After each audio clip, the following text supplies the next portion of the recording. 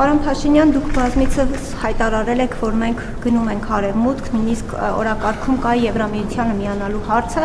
սակայն նախորդ շաբաթ դուք Լեհաստանում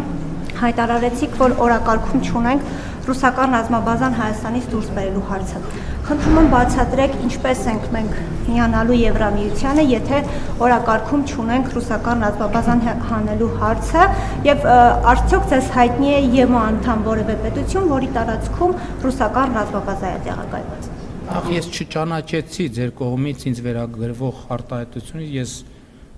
իհարկե հիմա շատ արտահայտություններ եմ արել, բայց չոր չեմ հիշում, որ ես երբևէ ասած լինեմ, որ մենք գնում ենք արևմուտք։ Սովորաբար ես ասում եմ, որ մենք ոչ մի տեղ էլ չենք գնում, եթե հարգելիս դուք ընդհանրապես դուք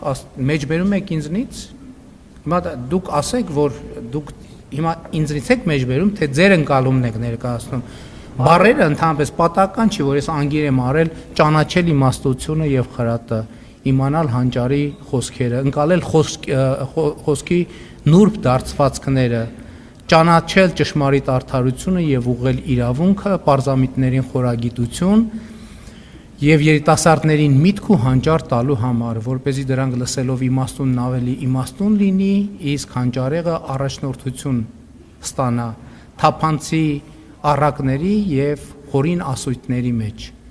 իմաստունների ճառերի եւ նրանց այլաբանությունների մեջ։ Հասկանում եք, բառերը տարբերություն ունեն։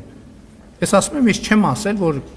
մենք կամ եթե ասել եմ, ճշտեք, տեսնեմ որտեղ եմ ասել։ Մենք գնում ենք արևմուտք։ Ինչ վերաբերվում է երկրորդ հարցին, այո, Հայաստանը ընդունել է Հայաստանի Եվրամիությանը անդամագրվելու գործընթաց սկսելու մասին օրենք, եւ նաեւ ես այդ հարցին ԵԱՏՄ-ի առնչությամբ եմ արտահայտվել։ Մենք բարեբախտաբար թե դժբախտաբար դեռևս այն ճանապարհի ընկետում չենք, որպեսզի ռուսական ռազմաբազան մեր տեսադաշտը փակելիս լինի։ Երբ որ կտեսնենք, որ ռուսական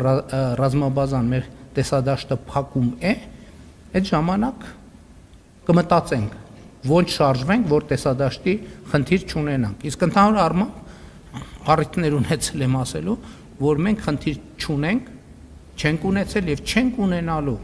Ռուսաստանի հետ հարաբերություններ վատացնելու։ Մենք խնդիր չենք ունեցել, չունենք եւ չենք ունենալու Ռուսաստանի շահերին վնասելու։ Մենք ունեցել ենք խնդիր, ունենք եւ միշտ կունենանք առաջնորդվել բացառապես Հայաստանի Հանրապետության պետական շահերով։ Եվ հաջորդ հարցը հայտնի է ԵՄ անդամ որևէ պետություն, որի տարածքում։